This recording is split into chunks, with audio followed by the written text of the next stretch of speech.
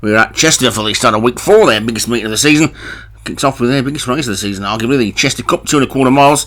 0 to 110, Swincombe Abbey and Kintara, the top two for Paul Rhodes.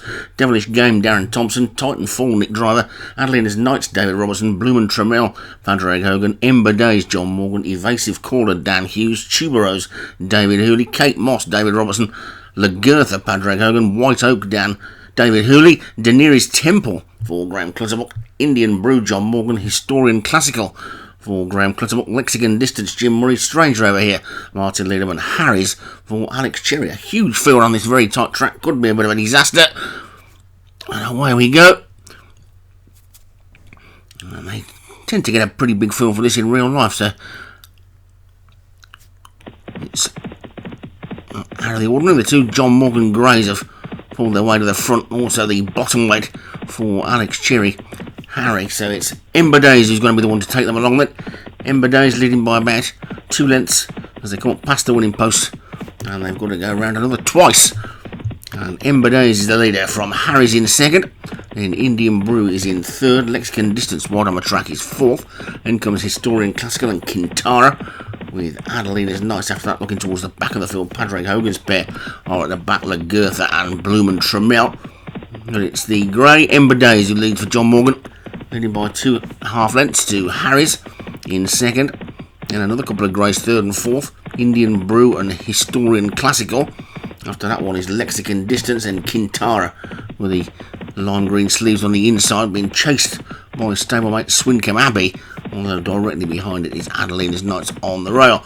Behind that one is another of the Graham Clutterbuck horses, that's Daenerys Temple, and then 2 more greys, where we've got White Oak and Evasive Caller. There's another grey right towards the back, I think, as well, so there's a lot of greys in this, 6 of them in all. The grey Tuberose, the back mark of the other one is not had a name check yet, but it's Ember Days who leads by a good 3 lengths to Harry's in second. Indian Brew is third. Then Kintara's gone up on the inside of Historian Classical. Lexicon Distance widest still of that one, and widest of all Swincombe Abbey. And you've got the inside is Adelina's Knights, and after that one Evasive Caller, then White Oak and Daenerys Temple. Kate Moss quietly in mid-division with Stranger over here, and on the inside of that one Lagertha has made a bit of ground. Then comes Titanfall and Devilish Game, Bloomin' Tremel and Tuberose at the back 3. They're passing the furlong pole then, but they've got another circuit ahead of them yet.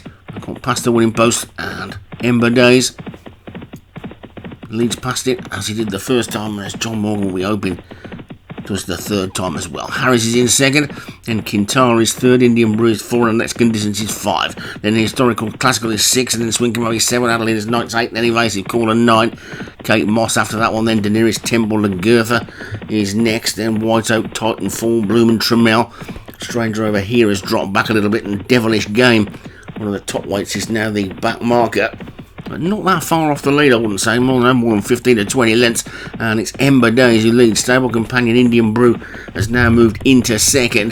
Then comes Harris, now dropping back into third and now back into fourth as Historian Classicals by. They're queued up behind these leaders now to take them on the field, really beginning to bunch. It looks like we could have a pretty tight finish on our hands as we pass the 5 furlong pole. You can see the stand in the distance. There's a lot of turning still to be done, and Ember Days on the inside of stablemate Indian Brew. Historian Classical is back in third. Then Lagertha is still making good ground. Also from the back, White Oak is starting to make a run. So too Titanfall. 1 or 2 of these from the back, and now really starting to get into it. Lagertha and Bloomin' Tremel has come through as well now, and Bloomin' Tremel might just about be in the lead from Ember Days and Indian Brew. White Oak, Daenerys Temple, Titanfall is there. Tuberose is running on as well. The one that's running really wide on the track is Evasive Caller. Stranger over here is also trying to get into it. The one that's dropped right out of it is Harris, but they're now swinging for home. Less than 2 furlongs to go, and it's Bloomin' Tremel and Indian Brew from White Oak and Ember Days. Daenerys Temple is next, then comes Titanfall. They're going now down towards the final furlong, and Bloomin' Tremel is just in front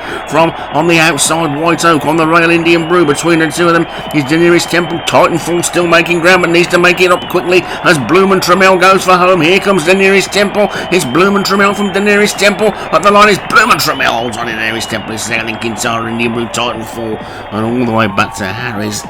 And Bloomin' Tremel was blooming, sitting out the back for a long way, and came right through to take it. pretty impressively, Bloomin' Trommel for Padraig Hogan, the winner. Daenerys Temple, or Graham Clutterbuck was second. Indian Brew, John Morgan third. Titanfall for Nick Rhodes was fourth. Kintara was fifth for Paul Rose. We're not talking about handicap marks this week because he's too dangerous, but John Morgan with a 7 stone 10 in a long distance race. Blimey O'Reilly.